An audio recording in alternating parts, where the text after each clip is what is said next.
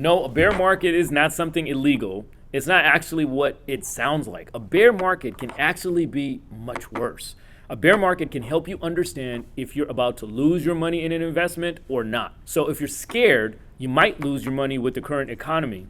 Maybe, just maybe, you just need to watch for the bear and find out what's going on. Let me tell you what a bear market is and what you can expect from it right now.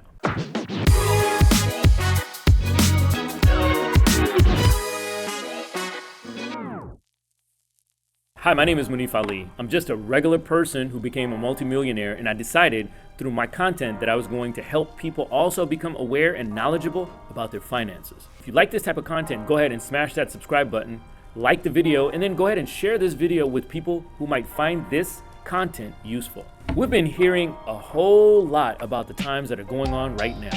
We're in a bear market, we're gonna go into a recession, we hear about inflation, but what exactly is a bear market? A bear market is simply when the market experiences a prolonged price decline. It takes about 2 to 3 months to confirm that we're in the bear market, and the market price should be about 20% lower from its recent high point. For example, 3 months ago, back in April, Bitcoin was approximately $40,000, and this lasted from January to April. But ever since May, we started to see steep declines from 39,000 to staggering 19,000 as of this recording, and it looks like it's going even lower. So yikes if you're heavily invested in Bitcoin. But why is it called a bear market? Well, it's just that when a bear attacks in real life, it swipes down against its prey. Metaphorically, that slashing, that going downward, that's why it's called a bear. So now, what do you expect during this kind of a bear market? And when people start calling that they're in a bear territory and what are they gonna do? They usually start to panic, and that leaves a lot of people selling their assets off because bear markets are indicators that the economy is in a bad spot and people start fearing things. And as you know, people start doing all kinds of things because they feel like they're about to lose everything. And it also is a sign that the recession is coming. When people start to panic sell, it further weakens the economy, and there will be less money to be disposed of, deteriorating the quality of products, and there's a drop in business profits and even more layoffs. So all kinds of things can happen. I know it all sounds alarming, especially when you see that every portfolio or every stock you have is now going in the red. Starting to panic sell is something you should avoid because all of these are speculations, and since there is no one who exactly knows what's about to happen, I need you to stay calm and stay buckled up and do your research.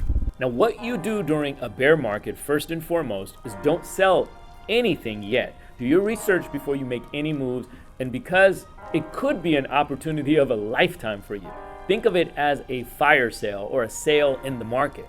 Only sell if you absolutely need to liquidate because you need more money. Let's say you lose your job or you need more money to save your house or something like that. But as much as possible, keep doing what you're doing, which is accumulating assets. Also try to diversify your portfolio and avoid risky investments. This is what financial advisors recommend people do. As someone who has survived that 2008 recession and got a lot of dings along the way, I can tell you that diversifying your portfolio and buying more assets while setting aside emergency funds is a great plan to have. But also keep in mind that each bear market is unique. So each time it happens, you have to be aware of the factors that could affect the market to make necessary adjustments to save your hard-earned investments.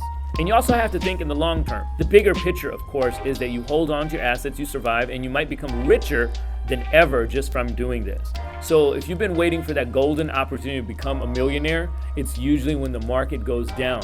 The people that see opportunities, they're the ones that win and profit big. At the same time, just because it's on sale doesn't mean you have to go there and buy it. Remember that we're expecting a recession, so try to buy only a little bit. I suggest dollar cost averaging on your investments and setting aside some money for that emergency fund in case you need it, because you never really know if you have a business or if you have a job, what can happen in a recession. By the way, here's some exciting news for you. Every Monday, I'm going to do a podcast called the Munif Ali Podcast. And if you want to learn more about personal finance and how to live a life free of any financial problem, then this show is for you. I'm going to give you unfiltered personal opinion on the latest trends in stocks, crypto, real estate, NFTs, you name it. And I hope that you can join me there as well. How long should you wait for the economic crisis to be over, and will it bounce back? Well, the good thing is that in every bear market, the economy always finds a way to bounce back. Remember, bear market, bull market, financial markets, the real estate market, it doesn't matter what the markets are. They're always fueled by one thing. That is human behavior. You might think of it as a living, breathing thing, but it really all has to do with, are the human beings that are in that particular market, are they scared? Are they optimistic? Are they seeing progress? All of these things go into what is inevitably a market. So you have to be able to understand it is always fueled by the dynamics of how we all collectively behave. Paranoia, scared selling, or frenzied buying all has to do with our own behavior. So also study the patterns of the human behavior behind the market. But on average, a bear market typically lasts approximately a year or 359 days if you really want to know how many days. So pretty much almost a year. And for it to recover from the bottom to an all-time high again, it lasts approximately 38 months or 3 years or 2 months to come back to that same level. What goes up must come down, and conversely. So just understand that, investor. So it might take a while for you to get out of this anxiety-induced experience, and it'll eventually be all worth it. If you can avoid adding stress to your life, then do so. Look for opportunities in stocks and bonds and crypto and NFTs. This is the time to start to really look for opportunities, but be cautious and careful at where you buy and where you're going to end up. Just keep watching and look. Financial advisors might tell you one thing, great, do your homework. Your friends and family might tell you one thing, great, do your homework. USA Today and national news might tell you one thing, great, but do your homework and only enter the market when you feel like you're comfortable and have enough knowledge. Now, don't wait forever, because everybody is always about looking for opportunities, so you might wait on the sidelines a little bit too long. For example, when I was getting into real estate in my early 20s, a lot of my friends were telling me, don't do that, you don't want to be a landlord, it's tough work. These are the same friends 15, 20 years later who told me they wish they would have entered the market because they were waiting for perfection to happen. Meanwhile, did I struggle? Absolutely. Did I fail sometimes? Absolutely. Did I, pull all my hair out, as you can see, because of tenants? But eventually I got and built systems that really were efficient, and I started to collect rent on time, and I made a lot of adjustments in real estate, and I continued to learn. So done is better than perfect. So while you're watching and studying from the sidelines, there's going to come a time when you actually have to enter the race. So be comfortable enough and then just go and do it, and you're gonna lose some money, you're gonna gain some money. It's not always about winning, it's about learning.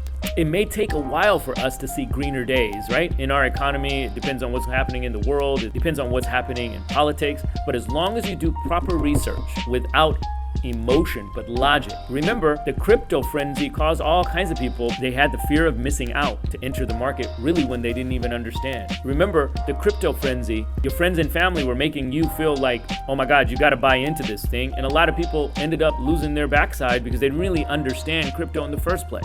So don't get caught up in the emotion of it, whether it's the fear of missing out or whether it's the fear of losing. Really take a little bit of time is what I keep telling you. And also reduce your spending during these times.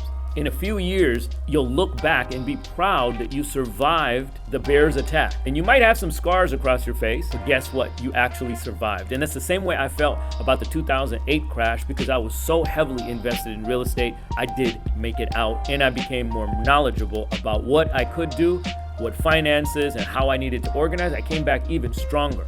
So you too are going to do this, but you have to learn from the experience. And for now, hold on and make sure to diversify all the money that you have. So if you're fully in tech, let's say you got Tesla, you got Amazon, you got Facebook, you got, Meta, right? Whatever it is, if you're really just too much in one area, then say to yourself, okay, well, let me try to put a little bit of money into this. Well, if you're all into Bitcoin or crypto or NFTs, put your money into a couple of different places, right? Think of this analogy. If you kept all your money under the mattress and the mattress burned down, all your money is gone. But if you kept it a little bit in the backyard shed, a little bit in your car, a little bit here, a little bit there, that's the same analogy I want you to use. So if one thing catches on fire or one thing gets stolen or whatever happens, you're not losing all of it. Avoid any investments you don't truly understand and that are too risky. What's important right now is that you have enough money just to live on, and then you have some money left over for you to continue to invest while the market goes downward. And the one thing that will definitely save you from a bear attack is that if you hit that like and subscribe button, turn on your notification bell as well, so that when I come out with new videos, you're informed. And thank you for watching. If you want to learn more about investing during the financial crisis, then go ahead and check out this video here, how to invest your money before crypto crashes. You might think it's a little bit too late for that, but believe me, it could continue to go down. So watch this video next.